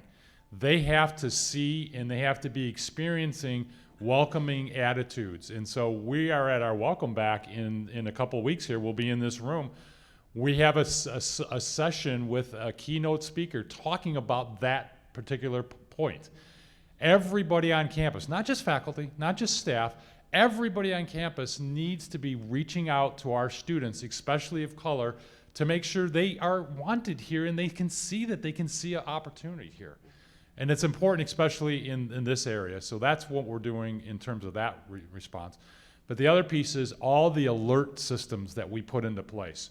We hyper-focus that across our students for the first 6 months. We watch them because we don't want them to recruit here and then leave. Because that's the other big problem that the Detroit Chamber had, was they got students in the door, but they couldn't keep them. And so, Russ Cavaluna from Henry Ford and I, we've talked about that. You can't let that happen. So we've put early alert systems in to make sure when they're not, going to class or they're not turning in their homework, we know about it the first 2 or 3 weeks. And then we have a learning support system in place, and those wraparound services are key. But if you don't do it intentionally, it's not going to happen. So, I have to echo what Dr. Cerny said, that climate is key. That welcoming environment is critical. I think particularly amongst communities of color, especially if they're first generation students, they are going to have a lot of uncertainty about what it is that they're experiencing on a college campus, whether it's a 2-year or a 4-year program. And I think that our Provost Woodward has done a tremendous amount in Michigan State's new strategic plan in emphasizing diversity, equity, and inclusion, and making sure that those supports are there, that counseling is relevant, that the advising is there, that the advisors look like the students that are enrolling, so that they get to completion, and not just emphasizing getting them in the door, but getting them across that threshold of graduation. And so I think peer support is important as well, and we may not emphasize that enough. But that community of students around various disciplines, whether it be in residential housing or in their academic disciplines, is also very important. So the deans are involved at a very high level, and all of the instructors, and they have office hours that are accessible, and that they're talking to their students, because these are students that are unfamiliar with that kind of environment. And so making sure that they know that those things are available to them, and that it's okay to ask questions and be curious and seek those resources out and know that they're going to be there when they need them is exceptionally important. Thank you so much. This was a great panel. I appreciate all of your thoughtful responses. We want to give the audience an opportunity to ask a few questions. So you know the drill. We've done this a couple times now. We do have folks who can bring you a microphone if there's someone who has a question for any of our panelists.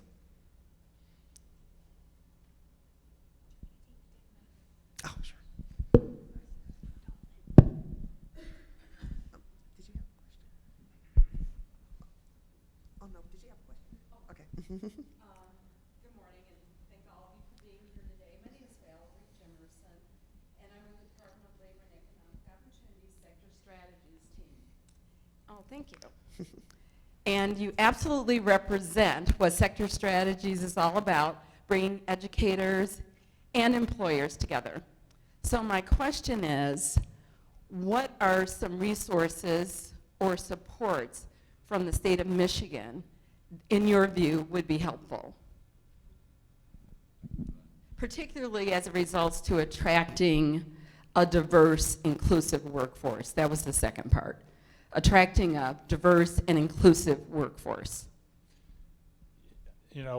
First of all, just basic operational dollars are really nice to get, because these wraparound services are very expensive. I mean, very upfront. In order to have that welcoming environment, you need people involved on a day-to-day basis looking after a cohort. And you can't have 500 students that you're going to pertain to. So we need more bodies. So having more appropriations on the operational side would be very important. The grants are great, but unfortunately they're piecemealed and they take a lot of time. And so it's an observation. That's helpful. Thank you. Any other questions? Oh, I see some hands behind you.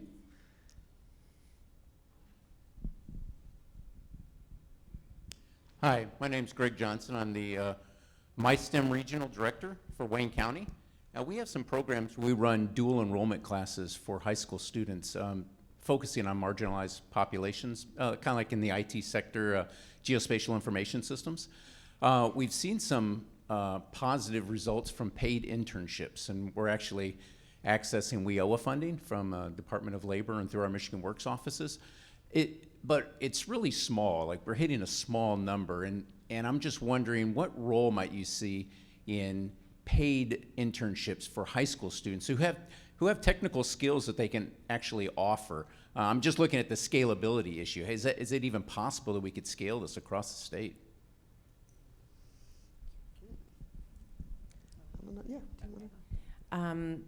So I love it and would like to partner with you.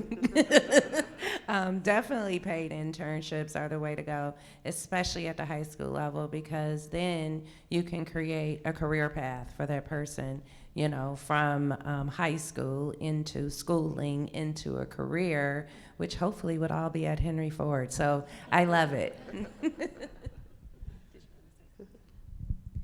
Unfortunately, in my industry, unless we have them coming into the office or maybe even to the warehouse, it's a little difficult to do because of the risk of injury. So, yeah, I mean, we do some internships, but not a whole lot because of that. But it's a great idea. I second that. We have Clarenceville, we work with the Clarenceville School District, and we would love the paid internship. So please let me know, because Paul Shepich and I will be signing up. So. No? Okay, I'm sorry. All right. It's got about 7 more minutes. So, was there another question? Okay. Actually, I see another hand. So, good morning. Good morning. Thank you all for sharing today. You touched on something that's sort of been keeping me up at night lately, and it's really around what I heard someone title as the skills first agenda, and it's related to the comment. I'm sorry, I can't remember your name from I think Henry Ford. When you talked about evaluating the criteria for many of your positions and making some assessment around whether or not what credentials might be needed. Right. And so I heard a conversation a couple of months ago from an IBM executive who serves in a similar role that you're in, and saying that they're going to move to a large number of their positions not requiring a degree for entry. And it made me think about the implications that has for us in education. I work at a community college, serve as a chief workforce officer.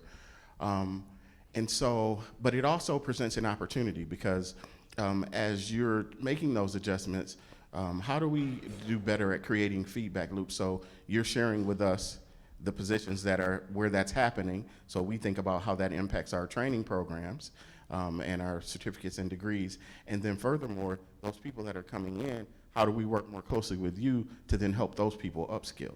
Mm-hmm.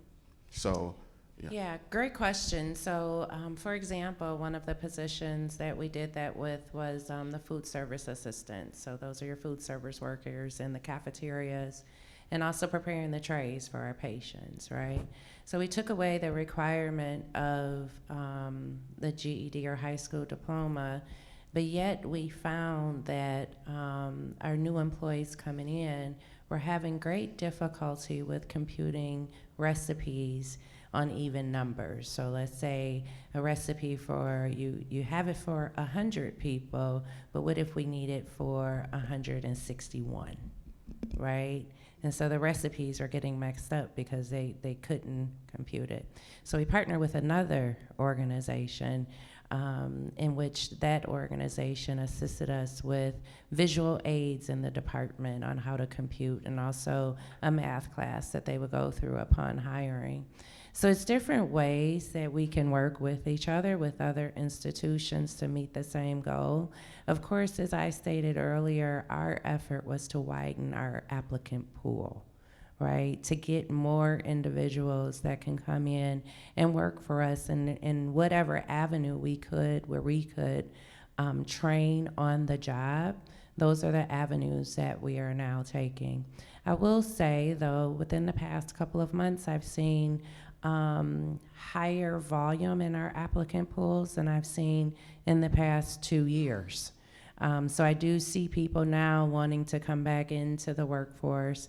And everything is cyclical too. Let me say this, because I remember back in the late 90s, early 2000s, we did the same thing, right? We reduced requirements and job descriptions because the job market out there just didn't have the talent that you needed to run the business.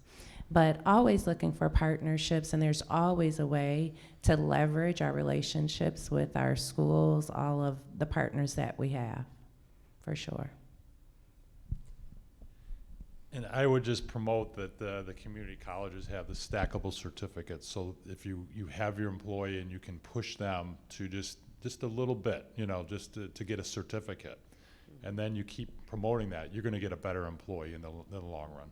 Sure, because we hire from your culinary department all the time. Thank you. Okay, I think I saw one more hand. All right. Thank you.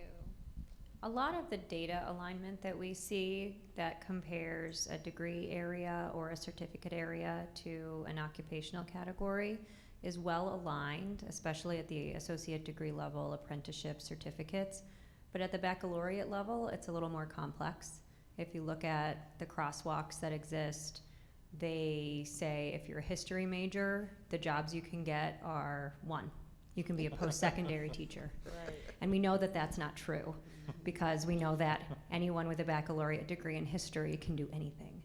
And, and that's difficult when you're trying to communicate to students. They say, oh, I want to study history, and then they go on any portal that exists, any job search for what I can do with this degree or what this area of study can offer me. And they say, oh, well, I shouldn't major in history. I should choose something else. And that's incorrect. I mean, half of the attorneys I know majored in history. And as you, several of you stated, you're doing things out of your degree area. My undergrad is in theater and voice performance, and that's clearly not the job I have now. Though I will say it's the best training I ever got. So what do we do about this? How are you all communicating the value of things like that little L liberal education when everything that students are hearing and seeing and parents or students are hearing and seeing speaks to something that looks like it's not a very good career option? Thank you for that question. That is so relevant.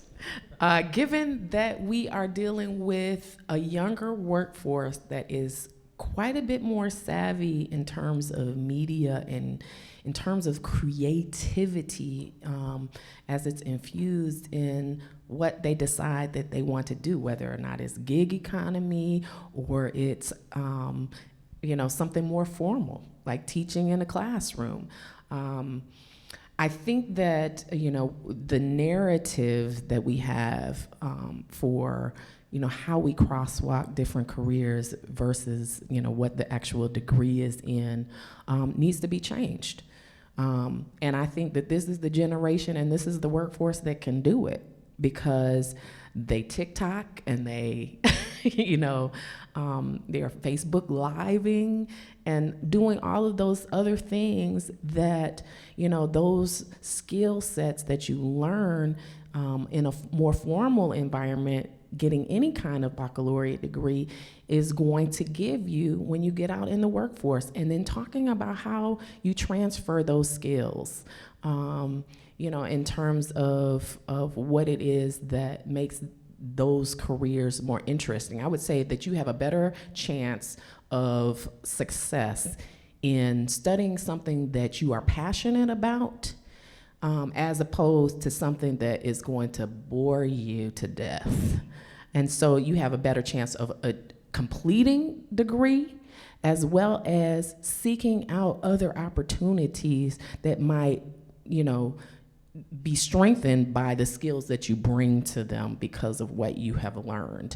I think my son, who is a ninth grader going into the ninth grade, gave me the light bulb moment. He was like, Mom, I went to orientation, I met my teachers, and I asked him, I said, well, how was your day? He said, it was okay. He said, but I got the most out of the teachers that were comedians. He said, they're funny. And I want to learn in that environment because they're funny. So being able to transfer things like, you know, comedy and creativity and music and those kinds of things that we tend to, you know, give a lower shrift to, although our hot jobs, entertainment and recreation are top of the list. There's a reason. We like to be entertained. We like to, you know, have that infused into whatever workplace we're in. And so I think that, you know, changing that narrative around how those degrees translate into actual career opportunities and even entrepreneurship, making a career out of some of those degree choices is relevant. Great question and answer. So we're out of time. I want to just take a moment to thank all of our guests. What great insights you brought to this discussion. And I hope that some of you will talk to them afterwards. If you know people who are looking for jobs, who want to be in the electrical field, which obviously is a growing career. And you see this great campus here that President Cerny has helped to create. And we know how hard that Gina works to make sure that Michigan State has a great presence here in Detroit. So I want to thank all of them for being here, and thank you for your great questions.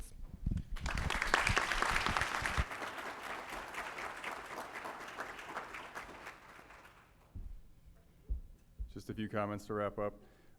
Thank you so much to our panelists. The work that we do, we know isn't much good if it's not being used and applied, and so it's fantastic to hear about what's going on the ground from these partners.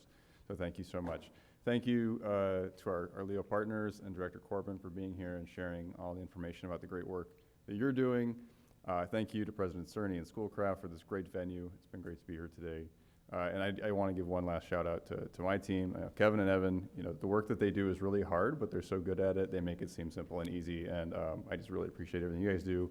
And Haley Barris, Adrian Walker, the two of you, without the two of you, this event wouldn't have even happened. So if you enjoyed yourselves today, Haley and Adrian are to thank. So thanks so much for coming out this morning. Hope you make good use of everything you've heard today. You've heard about some great resources. Take those back with you, and we'll be around for a bit. So if you want to chat, we'll be here. So thanks so much. Safe travels.